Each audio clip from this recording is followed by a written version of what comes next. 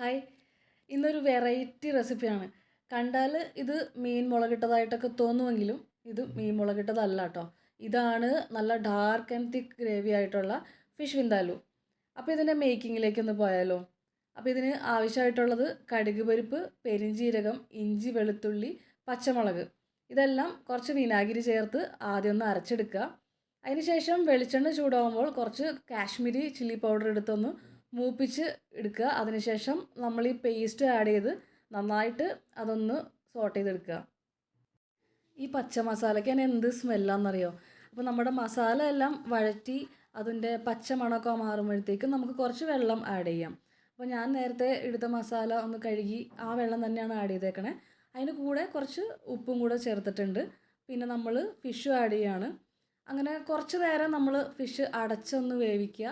അതിനുശേഷം ഫൈനലി കുറച്ചൊരു കുരുമുളക് പൊടിയും കൂടി ആഡ് ചെയ്തിട്ടുണ്ടെങ്കിൽ കറി നമുക്ക് യൂസ് ചെയ്യാൻ റെഡിയായി.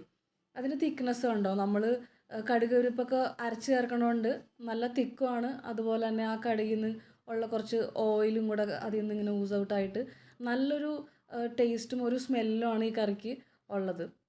ഏത് ഫിഷ് വെച്ച് വേണമെങ്കിലും നമുക്ക് ട്രൈ ചെയ്യാം കേട്ടോ. ഞാനിവിടെ യൂസ് ചെയ്തേക്കണ മത്തിയാണ്. ഇതിൻ്റെ ഇൻഗ്രീഡിയൻസും മെഷർമെൻറ്റും എല്ലാം ഞാൻ ഡിസ്ക്രിപ്ഷൻ ബോക്സിൽ ആഡ് ചെയ്തേക്കാം. അപ്പോൾ ഇതുപോലെ ഈസി ആൻഡ് വെറൈറ്റി ഡിഷസ് ഇഷ്ടമാണെന്നുണ്ടെങ്കിൽ please do follow my page. Thank you for watching.